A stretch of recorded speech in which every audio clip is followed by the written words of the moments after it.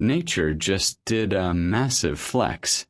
In Chapter 28, we're staring down the twin titans of Lake Nicaragua, the Ometepe volcanoes. Imagine two giant peaks rising straight out of the water like something out of a prehistoric movie. It's beautiful, it's terrifying, and it's the most Jurassic Park vibe we've seen so far. You know the drill.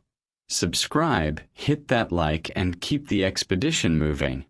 Shout out your home base in the comments. Let's see the global squad in full force today. We're looking at the volcanoes in the mist. Stevens is documenting a landscape that literally shouldn't exist. Two massive volcanoes, Concepcion and Madeiras, locked on a single island in the middle of a freshwater sea. It's the ultimate proof that the 1840s were way wilder than the history books lead you to believe. Turn it up. The wind is picking up. Let's move. Chapter 28.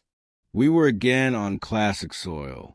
The reader perhaps requires to be reminded that the city stands on the site of the ancient Xelahuh, next to Utatlan, the largest city in Quiche, the word Xelahuh meaning, under the government of 10. That is, it was governed by 10 principal captains, each captain presiding over 8,000 dwellings in all 80,000, and containing, according to Fuentes, more than 300,000 inhabitants. That on the defeat of Ticum Yumum by Alvarado, the inhabitants abandoned the city and fled to their ancient fortresses, Excansel, the volcano, and Sexac, another mountain adjoining, that the Spaniards entered the deserted city, and according to a manuscript found in the village of San Andres Zico, their vedettes captured the 4 celebrated caciques, whose names the reader doubtless remembers were Calocalec, Apopquum, Calilahin, and Caliboy. The Spanish records say that they fell on their knees before Pedro Alvarado, while a priest explained to them the nature of the Christian faith, and they declared themselves ready to embrace it. 2 of them were retained as hostages, and the others sent back to fortresses, who returned with such multitudes of Indians ready to be baptized that the priests, from sheer fatigue, could no longer lift their arms to perform the ceremony. As we approached, 7 towering churches showed that the religion so hastily adopted had not died away. In a few minutes we entered the city. The streets were handsomely paved and the houses picturesque in architecture. The cabildo had 2 stories and a corridor. The cathedral, with its facade richly decorated, was grand and imposing. The plaza was paved with stone, having a fine fountain in the center, and commanding a magnificent view of the volcano and mountains around. It was a day before Good Friday. The streets and plaza were crowded with people in their best attire, the Indians wearing large black cloaks with broad-brimmed felt sombreros, and the women a white frock covering the head, except an oblong opening for the face. Some wore a sort of turban of red cord plaited with the hair. The bells were hushed, and wooden clappers sounded in their stead. As we rode through, armed to the teeth, the crowd made way in silence. We passed the door of the church and entered the great gate of the convent. The cura was absent at the moment, but a respectable-looking servant woman received us in a manner that assured us of a welcome from her master. There was, however, an air of excitement and trepidation in the whole household, and it was not long before the good woman unburdened herself of matters fearfully impressed upon her mind. After chocolate, we went to the corregidor, to whom we presented our letters from the government and Carrera's passport. He was one of Morazan's expulsados, a fine, military-looking man, but, as he told us, not a soldier by profession. He was in office by accident, and exceedingly anxious to lay down his command. Indeed, his brief service had been no sinecure. He introduced us to Don Juan Lavanigno, an Italian from Genoa, banished on account of revolution. How the senior found his way to this place I did not learn, but he had not found peace. And if I am not deceived, he was as anxious to get out of it as ever he was to leave Genoa. On our return to the convent, we found the cura, who gave us personally the welcome assured to us by his housekeeper. With him was a respectable-looking Indian, bearing the imposing title of gobernator, being the Indian alcalde. And it was rather singular that, in an hour after our arrival at Quezaltenango, we had become acquainted with the four surviving victims of Carrera's wrath, all of whom had narrowly escaped death at the time of the outrage, the rumor which reached us at Guatemala. The place was still quivering under the shock of that event. We had heard many of the particulars on the road, and in Quezaltenango, except the parties concerned, no one could speak of anything else. On the first entry of Morazan's soldiers into the plaza at Guatemala, in an unfortunate moment, a courier was sent to Quezaltenango to announce the capture of the city. The effect there was immediate and decided. The people rose upon the garrison left by Carrera, and required them to lay down their arms. The corregidor, not wishing to fire upon the townsmen, and finding it would be impossible with his small force to repress the insurrection, by the advice of the cura and Don Juan Lavanigno, to prevent bloodshed and a general massacre, induced the soldiers to lay down their arms and leave the town. The same night the municipality, without his knowledge, nominated Don Juan Lavanigno as commandant. He refused to serve, but the town was in a violent state of excitement, and they urged him to accept for that night only, representing that if he did not, the fury of the populace would be directed against him. The same night they made a pronunciamento in favor of Morazan, and addressed a letter of congratulation to him, which they dispatched immediately by an Indian courier. It will be remembered, however, that in the meantime Morazan had been driven out of Guatemala, and that Carrera had pursued him in his flight. At the Antigua the latter met a disarmed sergeant, who informed him of the proceedings at Quezaltenango, whereupon, abandoning his pursuit of Morazan, he marched directly thither. Early intelligence was received of his approach, and the corregidor, the cura, and Don Juan Lavanigno were sent as a deputation to receive him. They met him at Totonicapan. Carrera had heard on the road of their agency in inducing the soldiers to surrender their arms, and his first greeting was a furious declaration that their heads should lie at that place. Laying aside his fanaticism and respect for the priests, he broke out against the cura in particular, who, he said, was a relative of Morazan. The cura said he was not a relative but only a countryman, which in that region means a townsman, and could not help the place of his birth. But Carrera forthwith ordered 4 soldiers to remove him a few paces and shoot him on the spot. The gobernator, the old Indian referred to, threw himself on his knees and begged the cura's life. But Carrera drew his sword and struck the Indian twice across the shoulder, and the wounds were still unhealed when we saw him. But he desisted from his immediate purpose of shooting the cura, and delivered him over to the soldiers.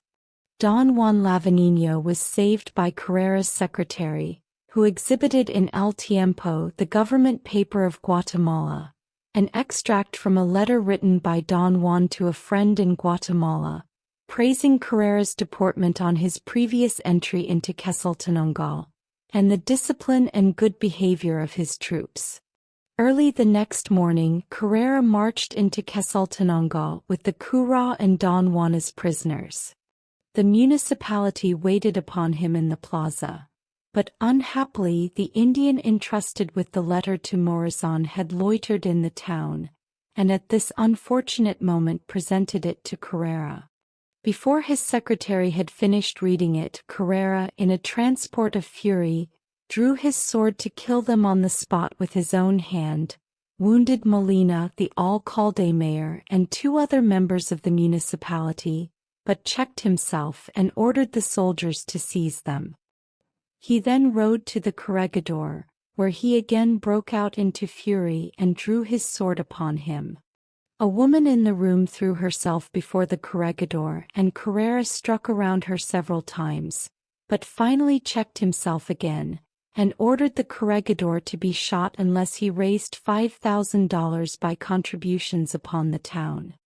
Don Juan and the cura he had locked up in a room with the threat to shoot them at 5 o'clock that afternoon unless they paid him $1,000 each, and the former 200 and the latter 100 to his secretary. Don Juan was the principal merchant in the town, but even for him it was difficult to raise that sum. The poor cura told Carrera that he was not worth a cent in the world except his furniture and books. No one was allowed to visit him except the old housekeeper who first told us the story. Many of his friends had fled or hidden themselves away, and the old housekeeper ran from place to place with notes written by him, begging $5, $10, anything she could get. One old lady sent him $100. At 4 o'clock, with all his efforts, he had raised but $700. But after undergoing all the mental agonies of death, when the cura had given up all hope, Don Juan, who had been 2 hours at liberty, made up the deficiency and he was released. The next morning Carrera sent to Don Juan to borrow his shaving apparatus, and Don Juan took them over himself. He had always been on good terms with Carrera, and the latter asked him if he got over his fright, talking with him as familiarly as if nothing had happened. Shortly afterwards, he was seen at the window playing on a guitar, and in an hour thereafter, 18 members of the municipality, without the slightest form of trial, not even a drumhead court-martial, were taken out into the plaza and shot. They were all the very first men in Quezaltenango, and Molina, the alcalde mayor, in family, position, and character was second to no other in the republic. His wife was clinging to Carrera's knees and begging for his life when he passed with a file of soldiers. She screamed, "Robertito." He looked at her, but did not speak. She shrieked and fainted, and before she recovered, her husband was dead. He was taken round the corner of the house, seated on a stone, and dispatched at once. The others were seated in the same place, one at a time. The stone and the wall of the house were still red with their blood. I was told that Carrera shed tears for the death of the first two, but for the rest, he said, he did not care. Heretofore, in all their revolutions, there had been some show of regard for tribunals of justice, and the horror of the citizens at this lawless murder of their best man cannot be conceived. The facts were notorious to everybody in Quezaltenango. We heard them, with but little variation of detail, from more than a dozen different persons. Having consummated this enormity, Carrera returned to Guatemala, and the place had not yet recovered from its consternation. It was considered a blow at the whites, and all feared the horrors of a war of castes. I have avoided speaking harshly of Carrera when I could. I consider myself under personal obligations to him, and without his protection, we never could have traveled through the country. But it is difficult to suppress the feelings of indignation excited against the government, which, conscious of the enormity of his conduct and of his utter contempt for them, never dared call him to account, and now cajoles and courts him, sustaining itself in power by his favor alone. To return to the cura, he was about 45, tall, stout, and remarkably fine-looking. He had several curacies under his charge, and next to a canonigo's, his position was the highest in the country, but it had its labors. He was at that time engrossed with the ceremonies of the Holy Week, and in the evening we accompanied him to the church. At the door, the coup d'oeil of the interior was most striking. The church was 250 feet in length, spacious and lofty, richly decorated with pictures and sculptured ornaments, blazing with lights, and crowded with Indians. On each side of the door was a grating, behind which stood an Indian to receive offerings. The floor was strewed with pine leaves. On the left was a figure of a dead Christ on a bier, upon which every woman who entered threw a handful of roses, and near it stood an Indian to receive money. Opposite, behind an iron grating, was a figure of Christ bearing the cross, the eyes bandaged, and large silver chains attached to the arms and other parts of the body, and fastened to the iron bars. Here, too, stood an Indian to receive contributions. The altar was beautiful in design and decorations, consisting of 2 rows of Ionic columns, one above another, gilded, surmounted by a golden glory, and lighted by candles 10 feet high. Under the pulpit was a piano. After a stroll around the church, the cura led us to seats under the pulpit. He asked us to give him some of the airs of our country, and then himself sat down at the piano. On Mr. C.S. suggesting that the tune was from one of Rossini's operas, he said that this was hardly proper for the occasion, and changed it. At about 10 o'clock the crowd in the church formed into a procession, and Mr. C. and I went out and took a position at the corner of a street to see it pass. It was headed by Indians, 2 abreast, each carrying in his hand a long lighted wax candle, and then, borne aloft on the shoulders of 4 men, came the figure Judith, with a bloody sword in one hand, and in the other the gory head of Holofernes. Next, also on the shoulders of 4 men, the Archangel Gabriel, dressed in red silk, with large wings puffed out. The next were men in grotesque armor, made of black and silver paper, to resemble Moors, with shield and spear like ancient cavaliers, and then 4 little girls, dressed in white silk and gauze, and looking like little spiritualities, with men on each side bearing lighted candles. Then came a large figure of Christ bearing the cross, supported by 4 Indians. On each side were young Indian lads, carrying long poles horizontally to keep the crowd from pressing upon it, and followed by a procession of townsmen. In turning the corner of the street at which we stood, a dark mestizo, with a scowl of fanaticism on his face, said to Mr. Catherwood, "Take off your spectacles and follow the cross." Next followed a procession of women with children in their arms, half of them asleep, fancifully dressed with silver caps and headdresses, and finally a large statue of the Virgin, in a sitting posture, magnificently attired, with Indian lads on each side, as before, supporting poles with candles.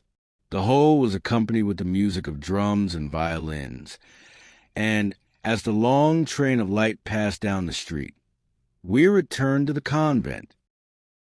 The night was very cold, and the next morning was like one in December at home. It was the morning of Good Friday, and throughout Guatemala, in every village, preparations were making to celebrate, with the most solemn ceremonies of the Church, the resurrection of the Savior. In Quezaltenango at that early hour, the plaza was thronged with Indians from the country around.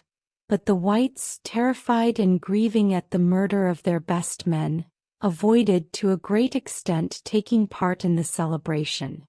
At 9 o'clock the corregidor called for us, and we accompanied him to the opening ceremony.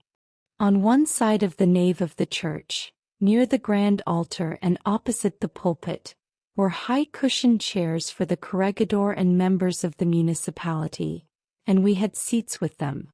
The church was thronged with Indians, estimated at more than 3,000. Formerly, at this ceremony no women or children were admitted, but now the floor of the church was filled with Indian women on their knees, with red cords plaited in their hair, and perhaps 1/3 of them had children on their backs, their heads and arms only visible.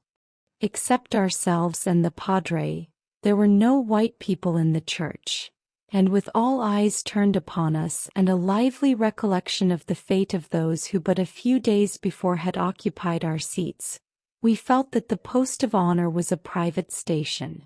At the steps of the grand altar stood a large cross, apparently of solid silver, richly carved and ornamented, and over it a high arbor of pine and cypress branches.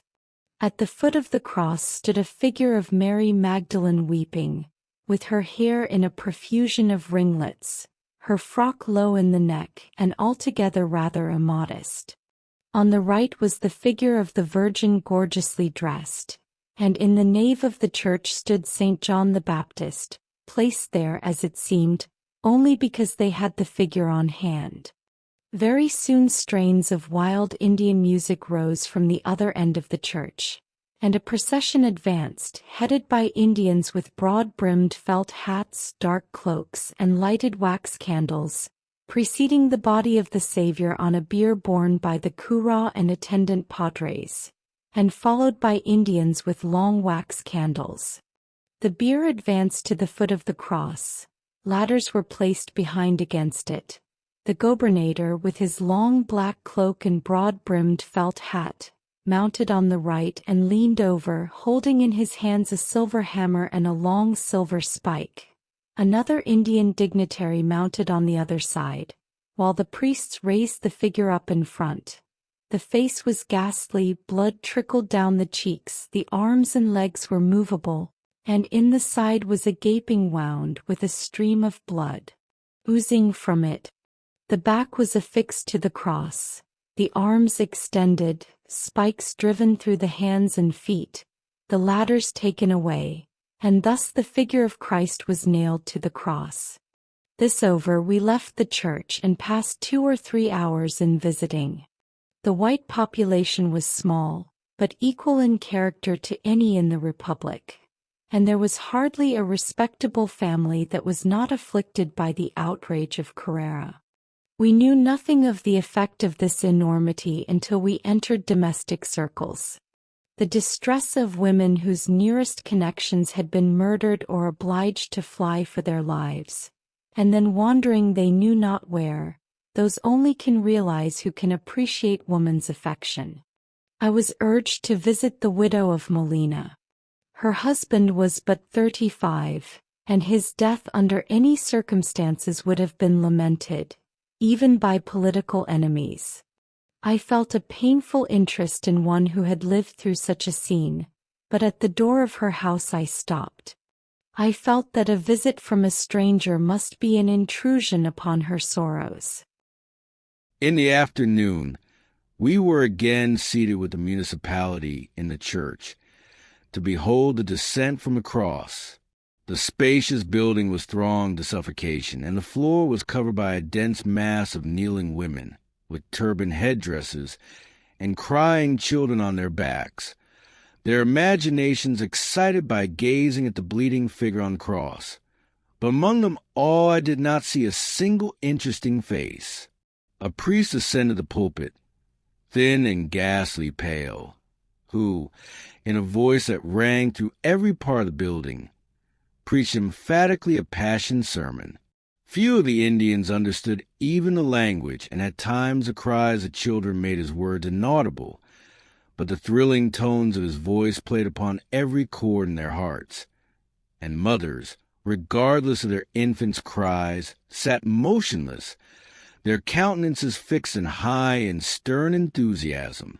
It was the same church, and we could imagine them to be the same women who, in a frenzy and fury of fanaticism, had dragged the unhappy vice president by the hair and murdered him with their hands. Every moment the excitement grew stronger. The priest tore off his black cap, and leaning over the pulpit, stretched forward both his arms, and poured out a frantic apostrophe to the bleeding figure on the cross. A dreadful groan, almost curdling the blood, ran through the church. At this moment, at a signal from the cura, the Indians sprang upon the arbor of pine branches, tore it asunder, and with a noise like the crackling of a great conflagration, struggling and scuffling around the altar, broke into bits the consecrated branches to save as holy relics. 2 Indians in broad-brimmed hats mounted the ladders on each side of the cross, and with embroidered cloth over their bands and large silver pincers drew out the spikes from the bands. The feelings of the women burst forth in tears, sobs, groans, and shrieks of lamentation, so loud and deep that, coming upon us unexpectedly, our feelings were disturbed, and even with sane men the empire of reason tottered. Such screams of anguish I never heard called out by mortal suffering, and as the body, smeared with blood, was held aloft under the pulpit, while the priest leaned down and apostrophized it with frantic fervor, and the mass of women, wild with excitement, heaved to and fro like the surges of troubled sea.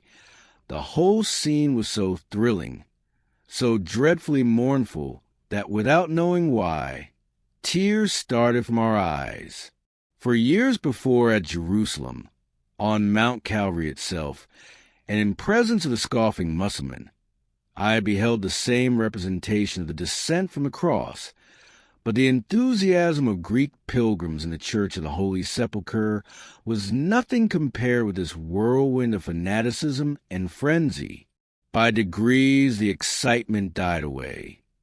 The cracking of the pine branches ceased, the whole arbor was broken up and distributed, and very soon commenced preparations for the Grand Procession. We went out with the corregidor and officers of the municipality, and took our place in the balcony of the cabildo. The procession opened upon us in a manner so extraordinary that, screening myself from observation below, I endeavored to make a note of it on the spot. The leader was a man on horseback, called a centurion, wearing a helmet and cuirass of pasteboard covered with silver leaf, a black crape mask, black velvet shorts and white stockings, a red sash, and blue and red ribbons on his arms, a silver-hilted sword, and a lance, with which, from time to time turning round, he beckoned and waved the procession on. Then came a led horse, having on its back an old Mexican saddle richly plated with silver.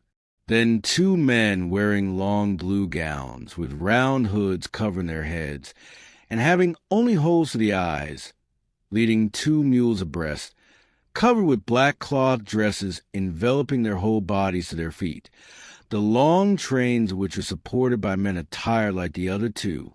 Then followed the large silver cross of the crucifixion, with a richly ornamented silver pedestal, and ornaments dangling from each arm of the cross that looked like lanterns, supported by 4 men in long black dresses. Next came a procession of Indians, 2 abreast, wearing long black cloaks with black felt hats, the brim 6 or 8 inches wide, all with lighted candles in their hands, and then 4 Indians in the same costume, but with crowns of thorns on their heads, dragging a long, low carriage or bier filled with pine leaves, and having a naked skull laid on the top at one end.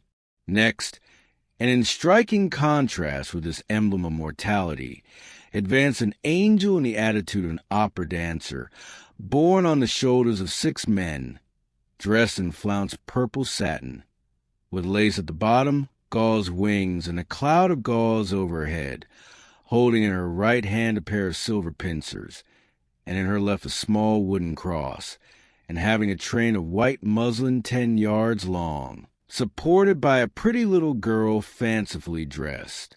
Then another procession of Indians with lighted candles. Then a group of devils in horrible masquerade. Then another angel, still more like an opera dancer, dressed in azure blue satin, with rich lace wings and clouds and fluttering ribbons, holding in her right hand a ladder, and in her left a silver hammer, her train supported as before, and we could not help seeing that she wore black velvet smallclothes. Then another angel, dressed in yellow, holding in her right hand a small wooden cross, and in the other I could not tell what. The next in order was a beautiful little girl about 10 years old, armed cap a pie with breastplate and helmet of silver. also called the centurion, who moved along in a slow and graceful dance, keeping time to the music, turning round, stopping, resting on her sword, and waving on a party worthy of such a chief, being 12 beautiful children fancifully dressed, intended to represent the 12 apostles, one of them carrying in his arms a silver cock, to signify that he was the representative of Saint Peter. The next was the great object of veneration, the figure of the Christ crucified on a bier in a full-length case of plate glass, strewed with roses inside and out, and protected by a mourning canopy of black cloth, supported by men in long black gowns, with hoods covering all but the eyes. This was followed by the cura and priests in their richest robes and bare-headed, the muffled drum and soldiers with arms reversed. The Virgin Mary in a long black mourning dress closed the procession. It passed on to make the tour of the city. Twice we intercepted it and then went to the Church of Al Calvario. It stands on an elevation at the extreme end of a long street, and the steps were already crowded with women dressed in white from the head to the feet, with barely an oval opening for the face.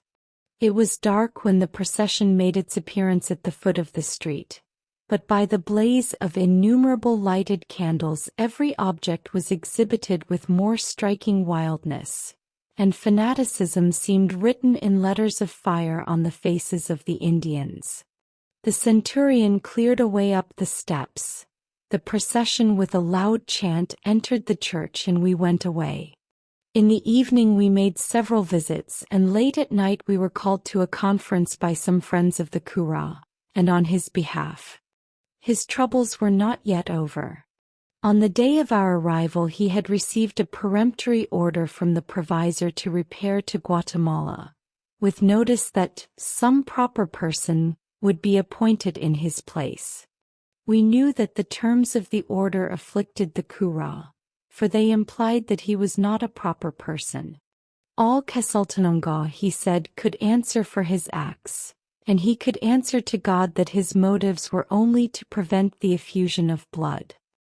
His house was all in confusion. He was packing up his books and furniture and preparing to obey the provisor's order. But his friends considered that it was dangerous for him to go to Guatemala. At that place they said he would be under the eyes of Carrera, who, meeting him in an angry moment, might cut him down in the street. If he did not go, the provisor would send soldiers after him. Such was the rigor of church discipline. They wished him to fly the country to go with us into Mexico, but he could not leave without a passport from Guatemala, and this would be refused. The reason of their unburdening themselves to us showed the helplessness of his condition. They supposed that I might have influence with the provisor, and begged me to write to Guatemala, and state the facts as they were known to all Quezaltenango. I had determined to take no part in the public or personal affairs of this unhappy revolution, but here I would not have hesitated to incur any trouble or risk to serve the cura could it have done him any good. But I knew the sensitiveness of the men in power, and believed that the provisor and the government would resent my interference.